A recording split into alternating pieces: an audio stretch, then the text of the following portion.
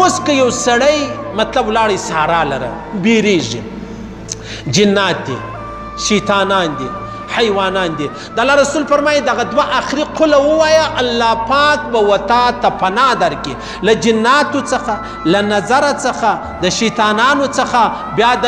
د نورو پریشانیو د نورو مشکلاتو څخه الله پاک وتا ته چیش درکړي وتا ته پناه درکړي ابن کثیر مولوي صاحب فرمایي یو حدیث را نقل کړی دی ابن کثیر مولوي صاحب ما بلوز ویل مال زر کاله مخکې خبره ده نه زر کاله مخکې نه ده په 900 سنه هجري کې دی پیدا شوی تقریبا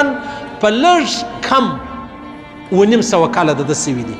په لږ کم 900 کاله څلور اویا کې بیا دی وفات شوی دی 900 څلور اویا یا در اویا سنه هجري کې دی وفات شوی دی یعنی د پیدایش شوی دی هغه 900 کاله کېږي زر کاله نه کېږي دا یو خبره بلوز ما غلطي کړې وه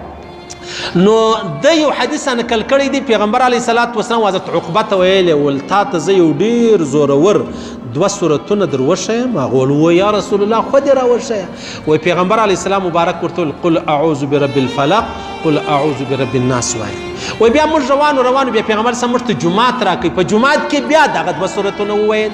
چې ویې ویل ما ته ویلې ول څنګه سو دا دوه سورتونه دې واورېدل ما ول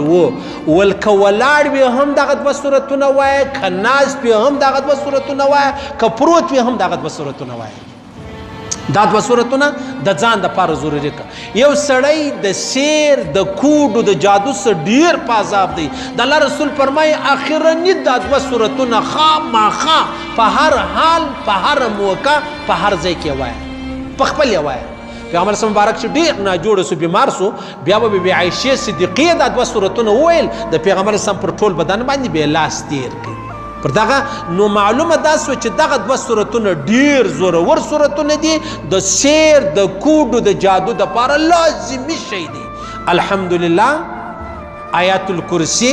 او دغه دوه سورتونه ډېر ضروري دي د الله رسول فرمایي لازمي یې وایاست که ولاړ یې که روان یې که ناست یې او که پروت یې دا بل حدیث دی یو ورځ حضرت علي کرم الله وجهه فرمایي دا د بیهقي روایت دی را نقل کړی دی یو ورځ پیغمبر اسلام مبارک لمونځ کوي آخري حدیث درته وایم چې لمونځ یې کوئ چې کله پیغمبر علیه السلام مبارک سجدې لره ولاړئ لاسونه یې ولګول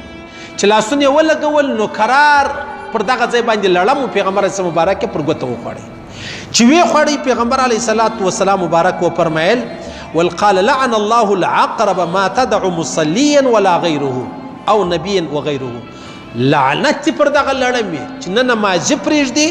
او نه غیر نمازي نه نبي پرېږدي نه غیر نبي پرېږدي نو پیغمبر صلی چې سلام وګرځي بیا دا خبره وکړله بیا راولاړ سو بیا یې څو اوبه راوغوښتلې بیا یې اوبو ته مالګه ور واچوله بیا هغه اوبه چې دي هغه مطلب پر دا لاس باندې دغه ګوته تېروله ګوته یې مژله یا په هغه اوبو کې دا ګوته ووهله قل اعوذ برب الفلق قل اعوذ برب الناس ورباندې ویل دغه تورې باندې ویل او دغه ګوته چې د هغه یې مژله هغه مطلب تروې اوبه چې کومې ویلې نو پیغمبر علیه السلام مبارک وفرمیلی چې کله تاسو کې څوک لړم یې وخوري هغه د څه شي وایي قل اعوذ برب الفلق قل اعوذ برب الناس یا دا اوس کې مطلب غلبوز یې وخوري قل اعوذ برب الفلق قل اعوذ برب الناس او دا بله تجربه خو لا بله ده و اوبو ته مالګه ور واچوه هغه د مالګې اوبه چې دي هغه مطلب پر دغه ځای باندې تېروه یا په لاس باندې مږه یا اګر څه دغه لاس یا ګوتې چې دي هغه په دا اوبو کې ونیسه صحیح سلو یا بل حدیث کې راځي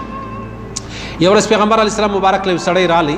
په سفر کې لړم خوړلی و د شپې لکه موږ په پکنیک باندې ولاړ سو کله غره کله سارا کله چیرې نو هغه لړم خوړلی و پیغمبر صلی مبارک ورته وفرمیل تا به دا دعا ویله اعوذ بکلمات الله التامات من شر ما خلق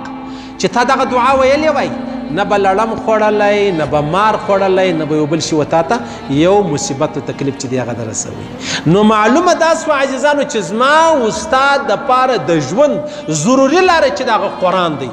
ضروري لاره چې د هغه محمد رسول الله دی ضروري لاره چې د هغه د الله ښوول دی چې وما تا ته راښولی دی الله پاک دې و هر مریض ته شفای کامله ور نصیب کړي چې څوک نظر سوی دی الله پاک دې جوړ کړي الله دې شفا ورکړي الله دې صحت ورکړي او په کم چا په سترګو کې دا زهر دی الله دې توفیق ورکړي چې دی ماشاء الله لا حول ولا قوة الا بالله ورسره ووایي یا څوک نظر سو په خپله د خپل ځان باندې دغه دعاګانې چې دي هغه وایي الله دې ویل اورېدل قبول منظور وګرځوي وکړي. الله دې خپل احکامات د جناب نبی کریم مبارک صلی الله علیه وسلم طریقې را نصیب کړي. الله دې پر دې ویلو اورېدلو موږ ته د عمل کول توفیق راکړي. موږ غریبان عاجزان ټول عالم انسانیت ته دې الله پاک پر دې تور مرګ ورکړي چې مرو دا ووایي لا